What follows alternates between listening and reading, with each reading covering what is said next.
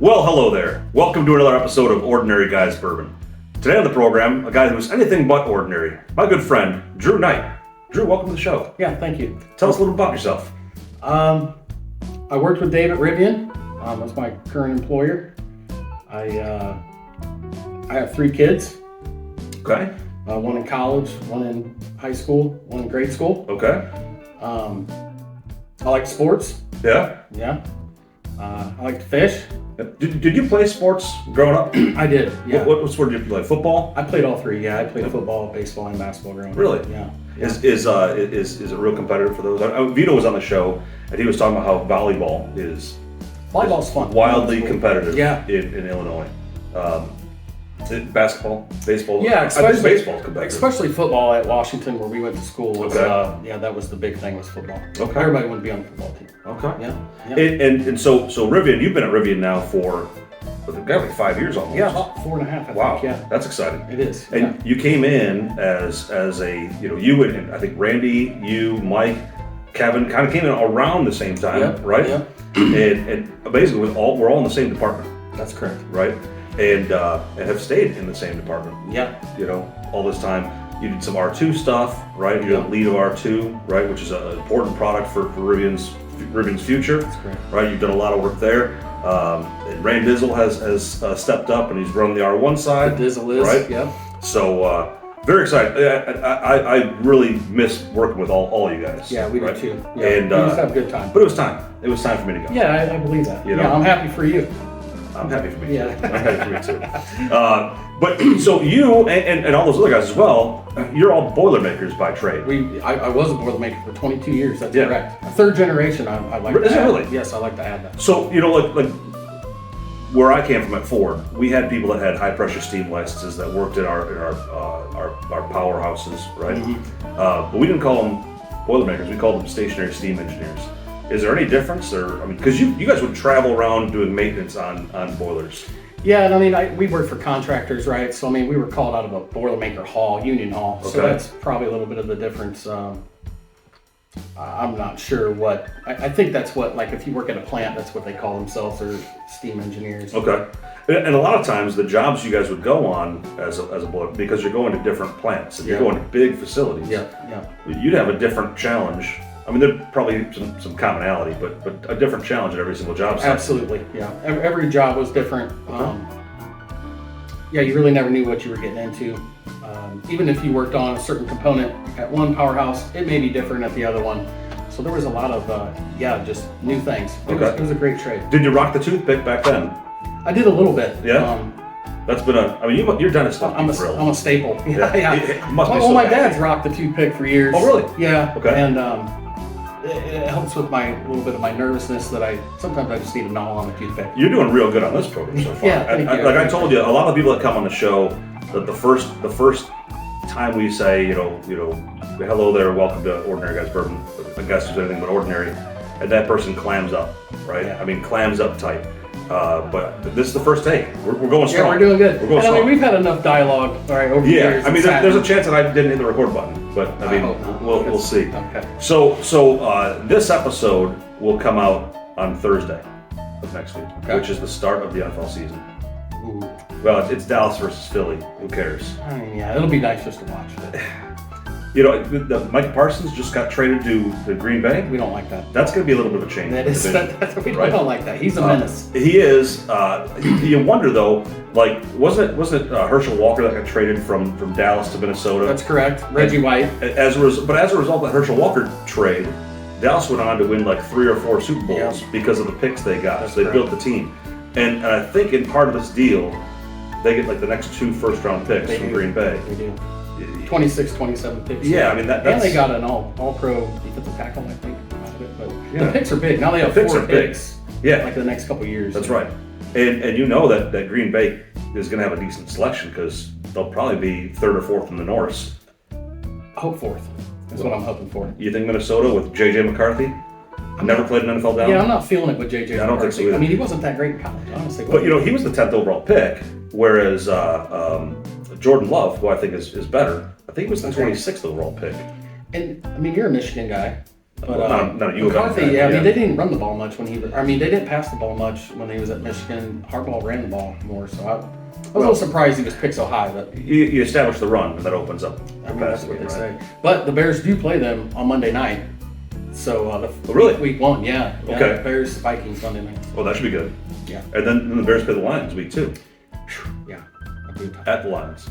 What's more interesting is I was at the schedule, and the Lions come to Chicago on week 18.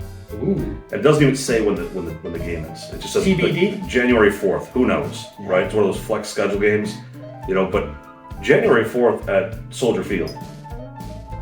Might be a little cold. It's got to be blistering. Yeah. I guarantee it.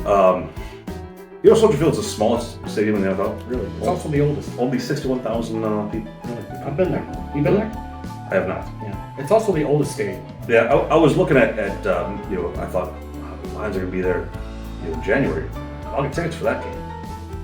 I'm not sitting outside. Yeah. No. The best seat in the house is on your couch. Yeah. I usually watch it. Well, I wouldn't mind like if they had some kind of suite thing that you didn't have to have a $15,000 investment. Yeah. But I don't think they have that available. Well, so you can sample during the show. Absolutely. Oh, I didn't know. Absolutely. Help yourself. Yeah, all right. So Ben Johnson, that's the biggest change of the Bears going into this season. Yeah. And you being a Bears fan, and you guys have tasted success. When did they won in '85? Yeah, I think 18 might have been the last time we made them. Yeah. Is that Lovie Smith here? No, that was the double doink. We had a double doink. Okay. Yeah, against Philly actually. Okay. But yeah, we haven't had much success over the past few years. Yeah. That's for sure. I mean, sure, you can understand that, right?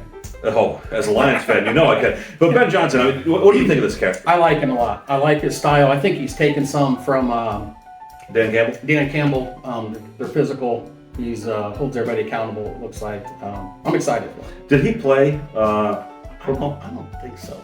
No. If he did, he might have been a kicker because he's pretty little. Yeah. But I really don't. Kickers are important. I mean, they are important. I wondered. There's a lot of excitement about Detroit losing both its offensive and defensive coordinator, but Mark Brunell has been the quarterbacks coach for Jared Goff. For all these seasons? For 5 years. Okay, I didn't know that. And Mark Brunell was a prolific The old passer. lefty. He was a lefty, That's if right. I remember That's right. correctly. Drafted, I think, by Green Bay, I think. And did he automatically go to Jacksonville for the expansion draft? I don't know, but he worked. I think he was on like 5 different teams. Yeah. Right, and But he took, I want to say, it was the Jaguars, He's right? got a Super Bowl ring Yeah. for the New Orleans Saints. Mark Brunell. Yeah. But anyway, football season's upon us. This is exciting. This is great. No, this is great. We've got our fantasy draft that we've both been in a league for a couple of years now. Yep. Right, I've been in for the last 2 years. Maybe we could talk about your success. I'm sure you're going to get. You want to get to that, or? I wasn't going to really bring it up. I will say here's a story. So a lot of the guys at the plant, they've known each other for a decent amount of years, and they said to me, I think, kind of joking, right? Hey boss, you want to play fantasy football? Yeah, take his money. We'll take his money. Yeah. And I said, sure, yeah, I'll play. And I actually did the draft when I was watching the Kielbasa Kings. I remember that. Yeah. Having a couple libations, and I think that first season. Let me think. I know I was in the playoffs. I thought you won it. Oh yeah, I won it. Yeah, I won it. Yeah, and then the second season, I came back. I said, okay, we'll do this again, and I think I lost in like the last hour of the last game. Yeah. But second place. Still better than a lot. Yeah, I've had a lot of. I've been fortunate to have some success. Yeah. I hope it doesn't continue. Well, I hate to say that. We'll see. A lot can change. I mean, people last year. Well, you got to have a little bit of luck, right? Involved. I mean, injuries and all that. People are drafting Christian McCaffrey, right? First overall pick. That was me. That was you. Yeah, that was me. That pretty much blows your whole season. Yeah, he didn't play all year. I think he played 20 snaps or something. And with the way the draft is set up, you're putting all that stock in that first player, and you don't get another selection for 20 more picks. No, that one hurt. And there's a lot of talent that goes around. But I did overcome. I did overcome that. You did. I was up there for most of the season, but I. You did well. Yeah. I thought the league was a lot of fun. I don't know half the guys that are in the league. Yeah, I mean, right. But the opportunity to talk a little smack. Yes. Right. Yeah. And the thing I like about fantasy football is, I'm not a big gambler, right? but I think it makes watching the games that much more It exciting. does. No, it definitely does. We're all handicapped by this because we end up drafting our team's players. A little bias, yeah. Right? Yeah. I mean, for years I had Billy Sims, even though he wasn't playing, he was automatically on my roster. Yeah. Right? I've been in the league for like 30 years, once the same league. Yeah, same. And it's an automatic rule. I have Billy Sims. If Billy Sims ever comes out of retirement, he's mine. Okay. And I don't even have to drop. I'm sure nobody cares either. I mean, nobody would worry about that. Cares. You can have it, right? And it's been so long, right?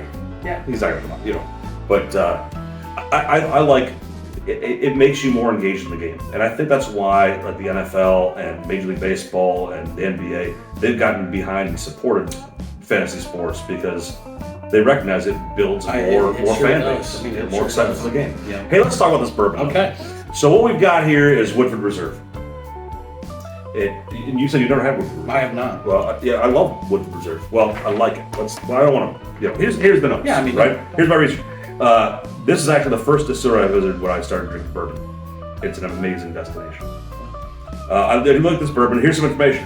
Like many of the bourbons that we've sampled on this program, the history of this product is a little misleading. The distillery has history that dates back to 1812, when the distillery was built on the site that Elijah Pepper started distilling on. Wow. The current iteration of the distillery was built by Elijah Pepper's son, Oscar, in 1838. Around this same time, Dr. James Crowe joined the distilling operations as the distiller. Dr. Crowe was well known for his scientific rigor in bourbon making and is credited with developing the sour mash method and pioneering quality improvements to the spirit. Old Crowe was named after his contributions to the industry. Dr. James Crowe, fun fact, born in the late 1700s in Inverness, Scotland, has absolutely no relation to the racist blackface character Jim Crow, created by Thomas Daddy Rice in 1828. Okay. So no relation. Glad we cleared that up, right? Now here's where I'm going to start butchering some names here. Okay. In 1878, a French wine merchant named Leopold Lebroux, and a local named James Graham purchased the distillery, which operated as the Lebroux and Graham Distillery. The property continued to operate under the Lebroux and Graham name even after being sold to Brown-Forman in 1941. The distillery then shut down in 1968 and was sold to a local farmer in 1973. In either 1993 or 1994, Brown-Forman repurchased the distillery back to launch their new brand, Woodford Reserve. Woodford Reserve, as a brand of Brown-Forman, was launched in 1996, and the distillery's name was officially changed to the Woodford Reserve Distillery in 2003. So this liquid was first released in 1996. Not 1812. Okay. That's well before the start of the bourbon boom, Yeah. right? Yeah. So I mean, consider the Kentucky Bourbon Trail. That wasn't even a thing until 1999, when it was created by the Kentucky Distillers Association. Or if you looked at the industry in 1999, they produced 500,000 barrels, and in 2024 they produced 3.2 billion barrels of bourbon. So some say the bourbon boom is about to have a bust. We'll see that could work out for consumers. Not if you have anything to say about it. Well, I'm trying. Yeah. I'm trying. You're doing your best.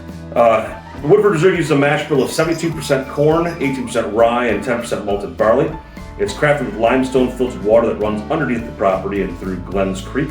Their website, as of August, also says that they craft, toast, and char bourbon barrels at their very own cooperage. I don't know if that's true. I think Brown-Forman, sold their cooperages last year, but maybe they still. I don't know. They have about 10 different expressions of Woodford Reserve, including the standard version that we have here, a delicious double oaky version, 3 offerings from that lean on rye, malt, and wheat, and then some more deluxe versions in their Masters Collection, Batch Proof, and Distillery Series. They also have been the official sponsor of the Kentucky Derby since 1999, which coincides with the release of a commemorative bottle every year. Here's something I learned when doing the research. When Laura and I toured the distillery back in 2013, it was part of a dinner and bourbon event, which was great. Yeah, I'll tell you a little story real quick. So we're at this event, and we take a tour of the distillery. Lovely tour. Okay. And there's a guy, and this guy is enormous. I'm talking like 6'5", 300 pounds of solid muscle. Big fella. Big fella. And he's wearing this like white linen shirt, buttoned up to about here, right? And he's got this ring on his hand that was about the size of this rocks glass, right? This guy he's intimidating. Just his It sounds stature. like it, yeah. And with him was a small woman that was about the thickness of this pen, right? Mm-hmm. Minus there were two parts that were not Yeah. like the pen. Yeah. Anyways, So this guy is enormous, and I'm looking at this ring, and this ring is, God damn, it's big, right? And so finally we finish the tour, and we're getting the food, we're sitting down. You can go up and get a drink from the bar, right? And finally, like, I'm at the bar with this guy, and I couldn't resist. Yeah. I said, listen, I don't want to be that guy. I don't want to be that guy that, like, but holy mackerel, Yeah, what is going on here? That's like a toddler, And he's like, oh yeah, no worries. This is my championship ring. NFL, Europe. And I was thinking, this guy, like, it could have been like people brag about that? Well, I wouldn't think so. I wouldn't think so. But in fairness, to play in the NFL Europe, I mean, there's not further than we went. There's not a lot of players that play in college that make it to the NFL. Correct. And I love that you've got the USFL and Arena Football League. You have these call them minor league. I don't know if that's the right term. Yeah. It is somewhat, right? They're leagues that are giving people a chance that weren't drafted, that didn't go to the combine, right? Give them a chance to showcase their craft, right? And maybe have a career. Mm-hmm. And I think there have been, you look at Doug Flutie, who was successful there, right? Kurt Warner, I think Kurt Warner was a decent player, I think. Yeah, he was very decent. Right? So he's a Hall of Famer. you've got players that have that lineage that they maybe didn't go right to the NFL, right? They maybe bagged groceries for a little while, but they didn't give up on their God-given craft, right? And they were able to find some success. So you think about it, these guys are better players than college players are, right? Yeah. I was just surprised by it, and also it was like a cartoon. I don't know which one it is. It's like got the sheepdog, and like he'll like slam the cat, and like the cat just goes in the ground. Might have been Bugs Bunny or something like that. Like this guy could have done that to me, right? So I wasn't gonna like snicker, but it was something else. I'm sure it's impressive. Yeah. But anyways, back to the story. So we're at this event, wonderful tour, right? And you go to these events and you go to these distilleries, and I mean they are set up to welcome people. I mean, you go around, you can just sit in a rocking chair and just look out on the distillery. That's neat. And no one bothers you. It's not like you're being shuttled around. And that's true at every single distillery I've ever been to, right? But we're on this tour, and I remember this very vividly. The lovely guide made a point to say that this bourbon being aged in this rickhouse, it's one of only 6 distilleries that were able to produce during Prohibition. Wow. Right, so they all make these stories that kind of intertwine. And nothing the tour guide said was wrong, right? Because what she had said had something to do with Brown-Forman was able to distill during Prohibition. But you're in the rickhouse. You're thinking this place was aging whiskey during the Volstead Act, right? Wow. Yeah. But no, it turns out Brown-Forman only had distilling operations going at their. Now lost my spot.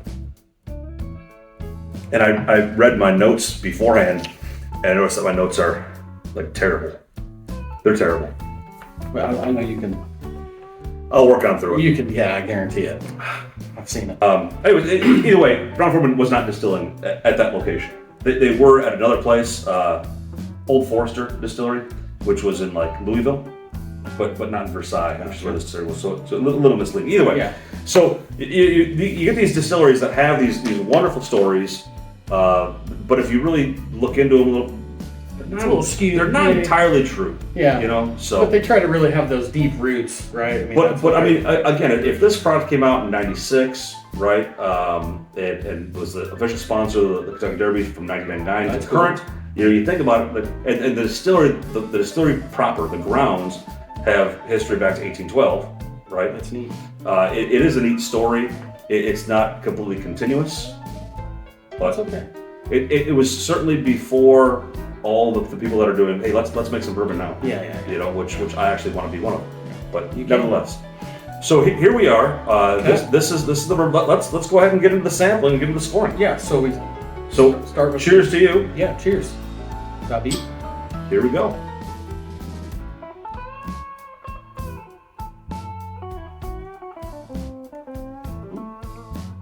What do you think? I mean, that tastes pretty good. Right? A little heat. A little bit of hello. A little bit of heat. I always, you're not a huge bourbon drinker, No. but you drink bourbon. Yeah, I have, yeah. So, Do you normally drink it with like Coke or something like that, or Water. water? Yeah. That's the way I like it. And like really like the stuff that's in the glasses, because I mean we made them the same, right? Ends up being like a 35, 40 proof spirit. Yeah. So a lot more mellow than right out of the I bottle. like them. Yeah, me too. So you've got a Okay. copy of a scoring card in Yeah, I front of see you. this. So you've seen the program before. I have. The first category is heritage, right? The maximum score is 20. I had to handwrite that in there because my toner cartridge is low. Yeah, what do you think? I mean, I think the heritage is cool, right? I mean, I know you say it seems it's a little broken, maybe Yeah. in places, right? But it seems like they have. I mean, would you consider that a deep heritage? Or are we basing off the 1900s? Well, we can do whatever we want. I think the heritage is cool. I think the whole backstory is cool. I think the backstory is cool, especially now that we know that Dr. James Crow and Jim Crow Yeah, are I'm not the thankful same that. character. Yeah, well, that's good. I'm gonna give it. I think I'm gonna give it a 14. Yeah, I think a 14. I was gonna go with a 16. Do it. Yeah, that's what I'm. You be you. Yeah. Taste and drinkability. Maximum score is 40.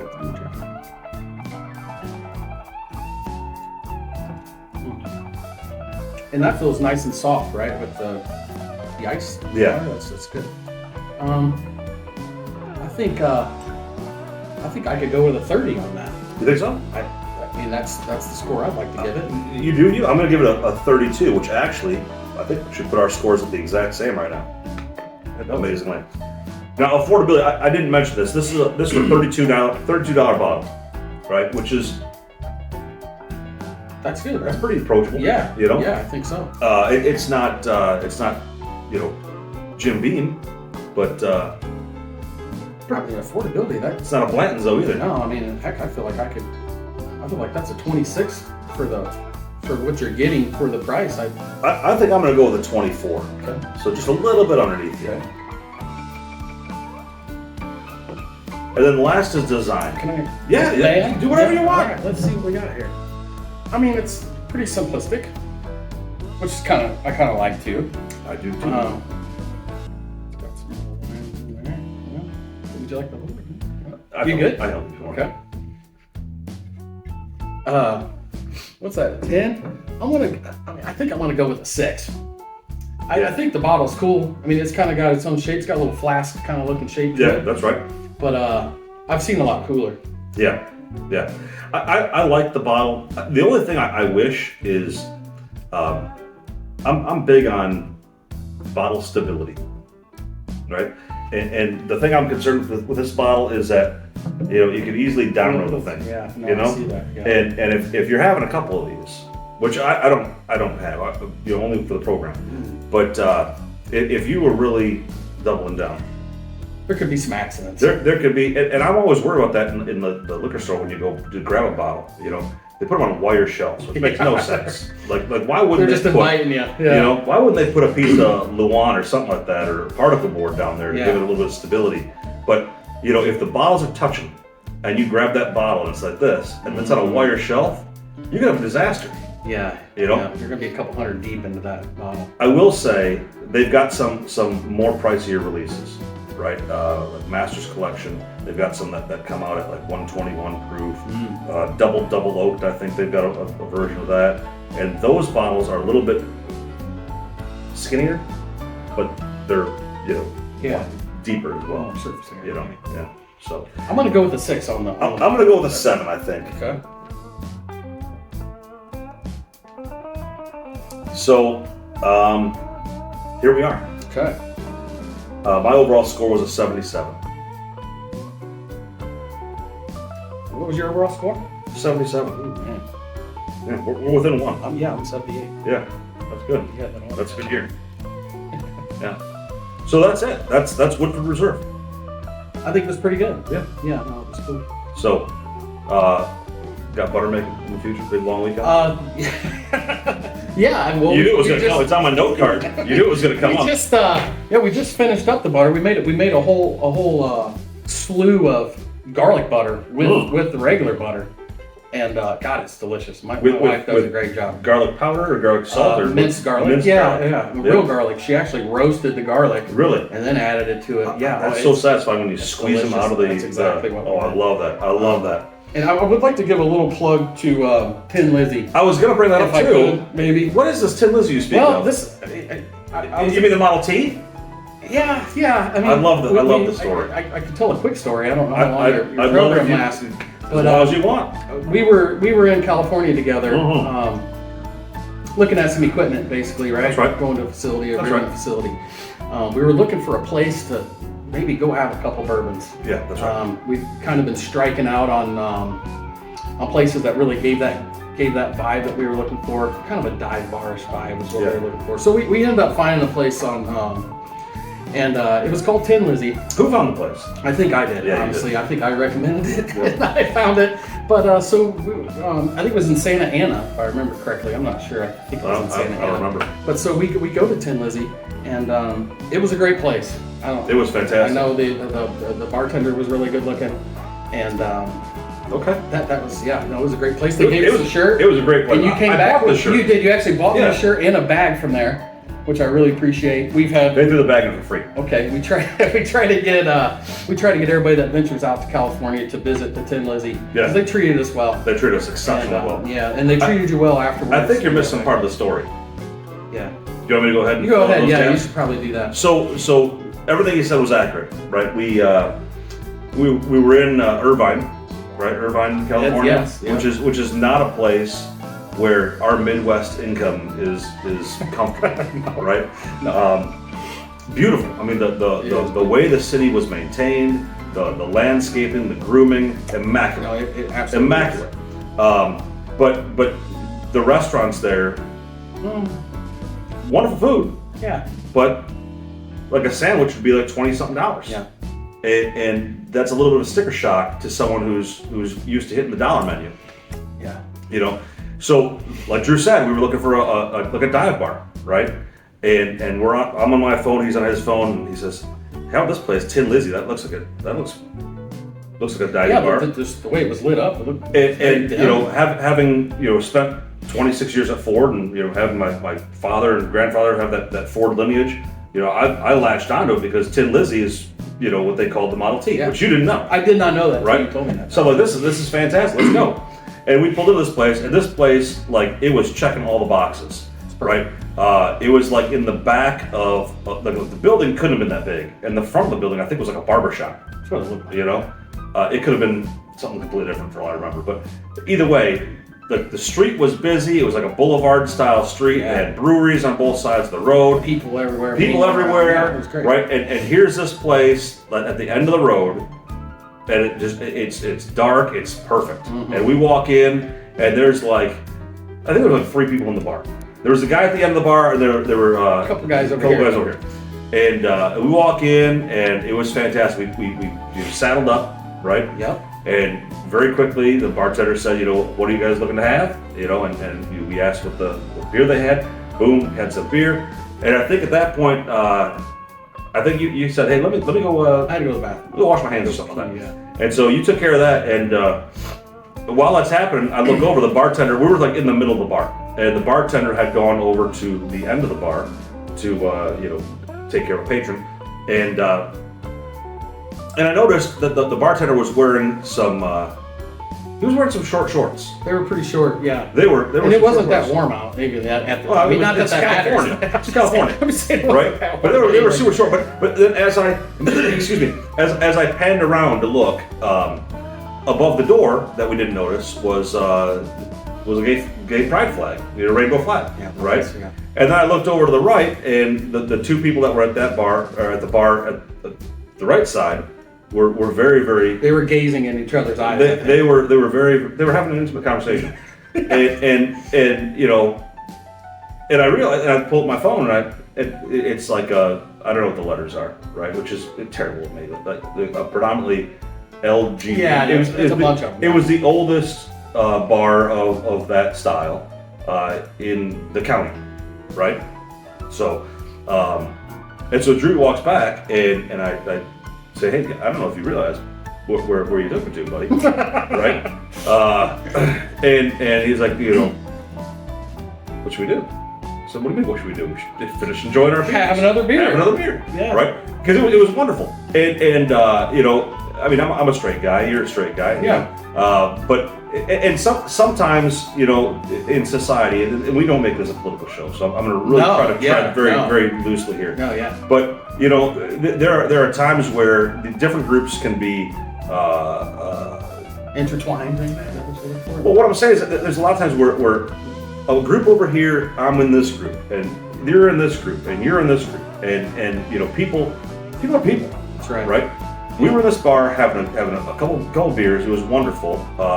2 weeks later, or 3 weeks later, I went back with another guy, right? And I said, we gotta go to this bar. It's great. I mean, the beer's cold, and you know, I told him the story. He thought it was kind of funny, and we walked in. It was a different bartender, different people that were in the bar.